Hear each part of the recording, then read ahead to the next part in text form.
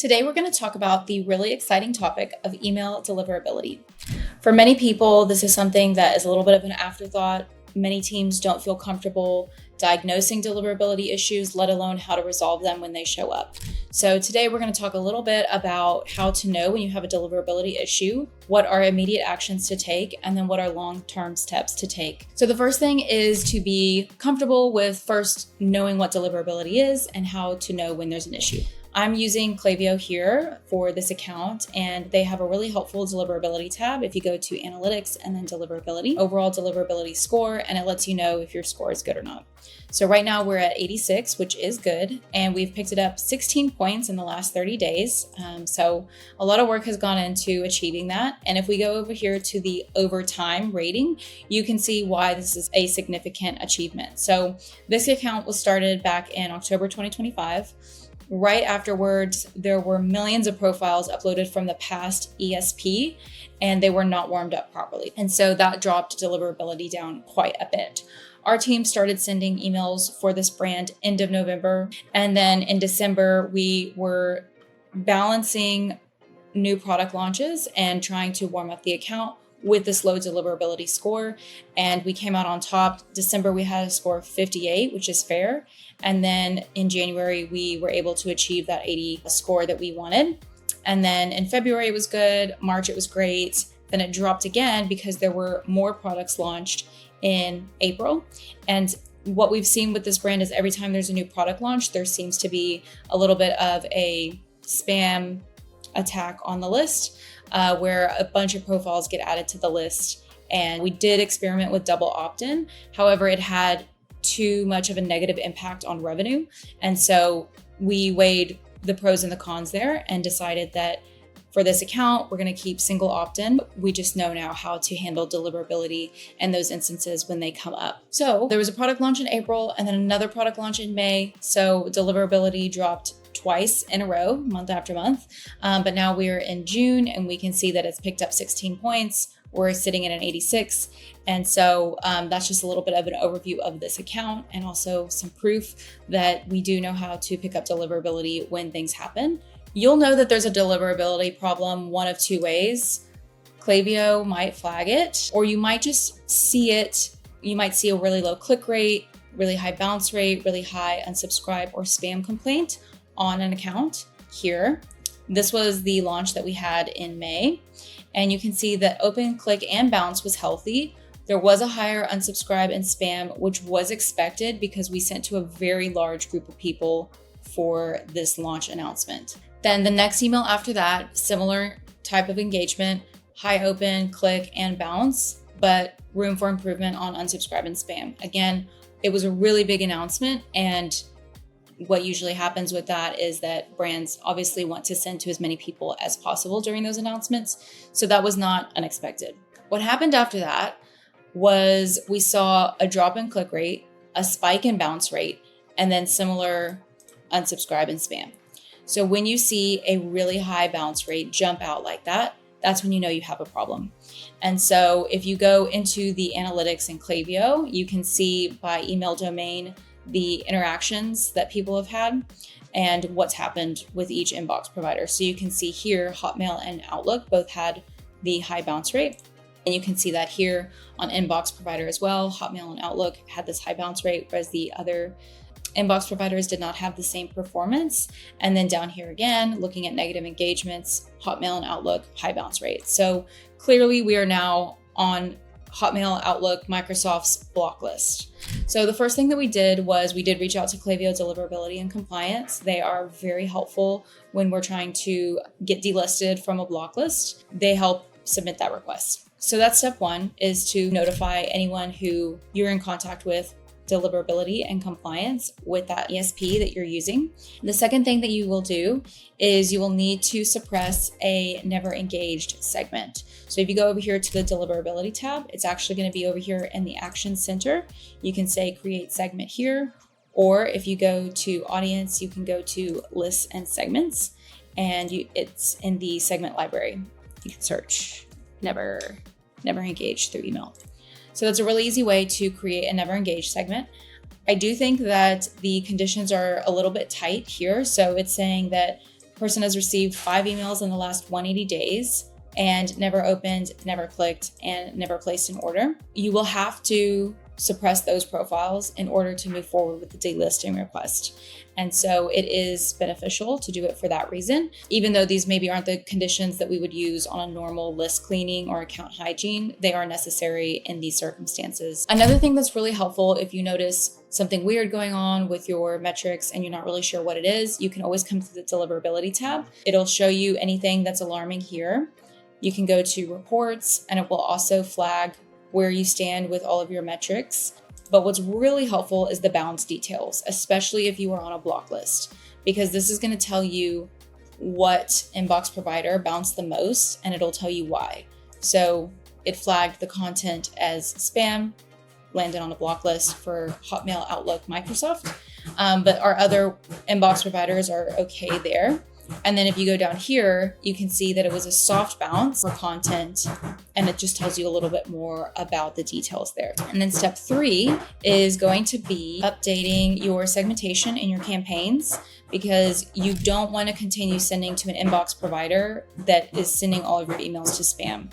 You're just going to continuously make your metrics worse and worse and worse, hurt your reputation with not only that inbox provider, but potentially other inbox providers. So it's really important that all segmentation afterwards follows this inclusion and exclusion of audience members.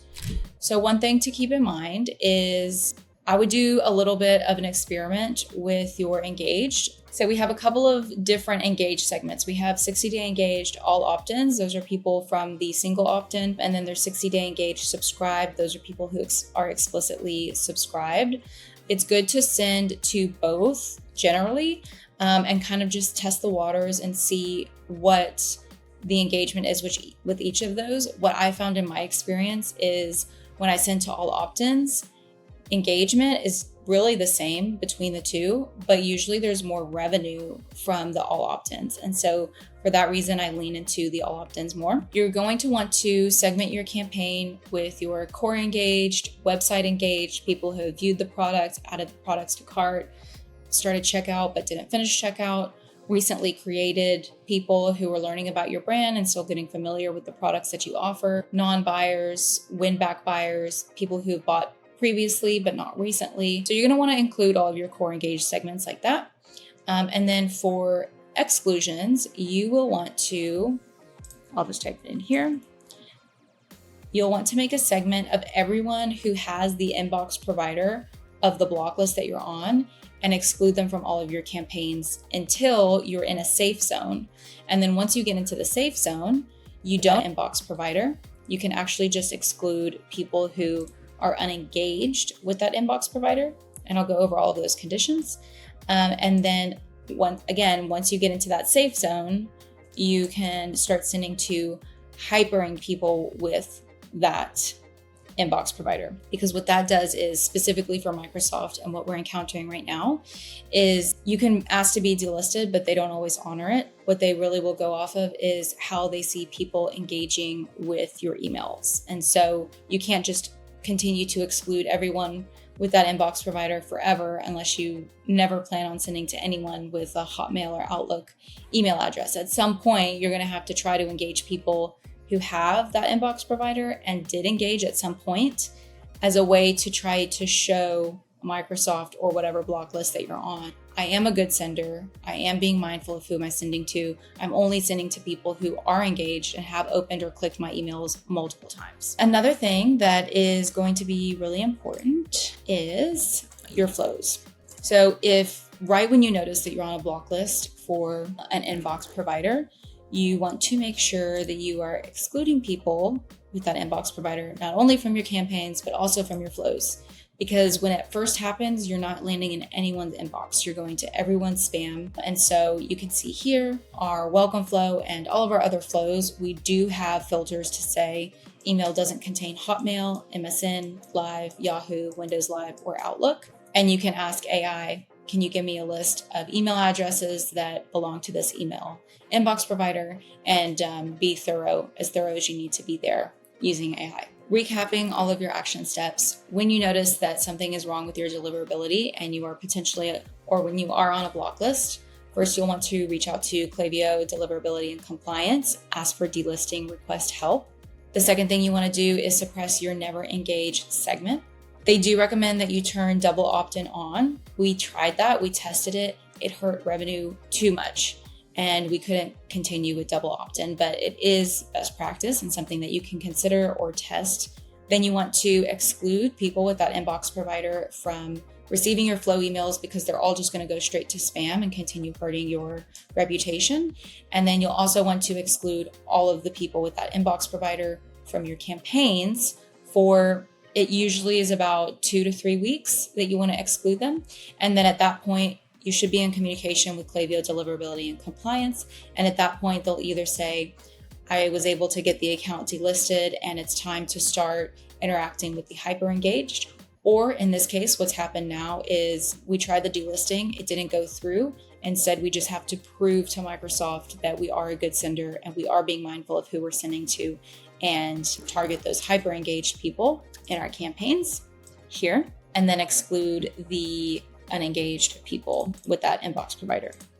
So I can show the conditions of those segments now. And then one thing just to know on the deliverability of this account, this is a huge account. So there's 4 million active profiles and over 1 million suppressed profiles.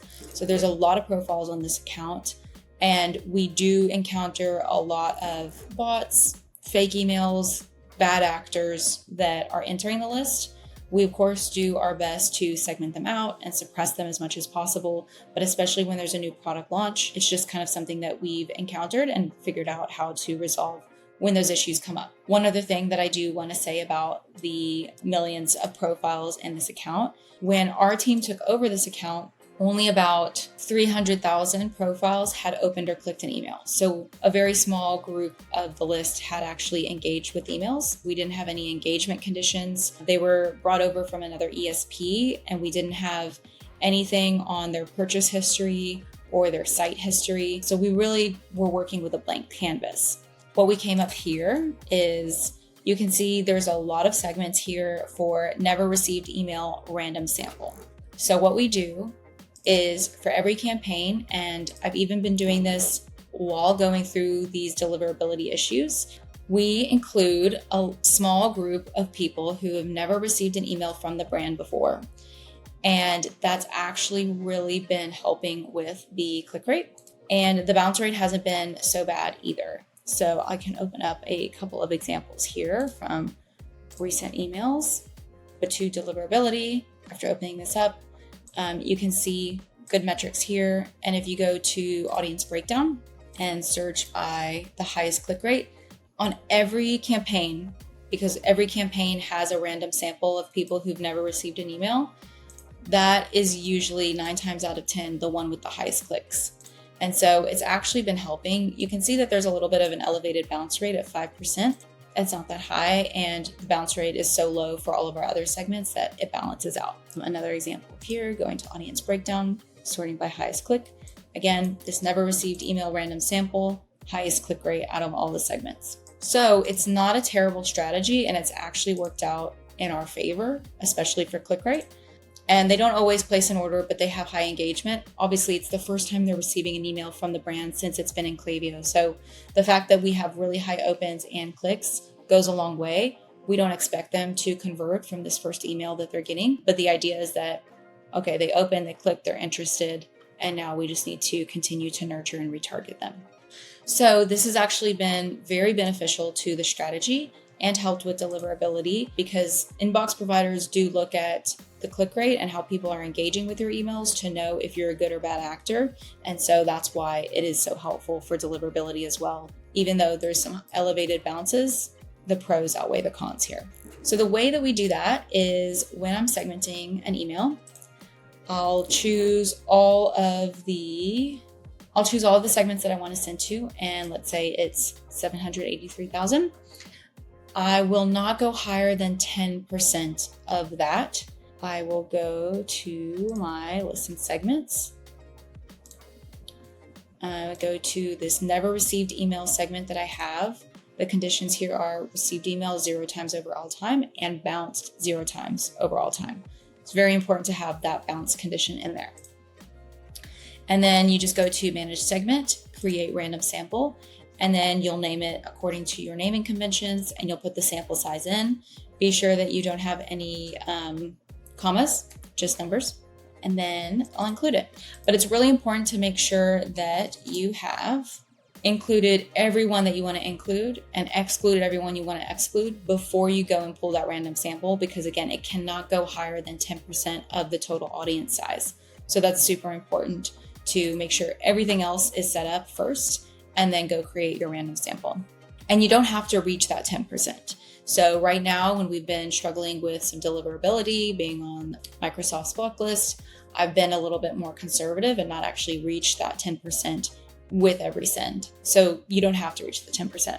That's just the max that you would want to go. So that's a little bit about deliverability, diagnosing it, how to resolve it, and then how to stay off of those block lists. So it's always important.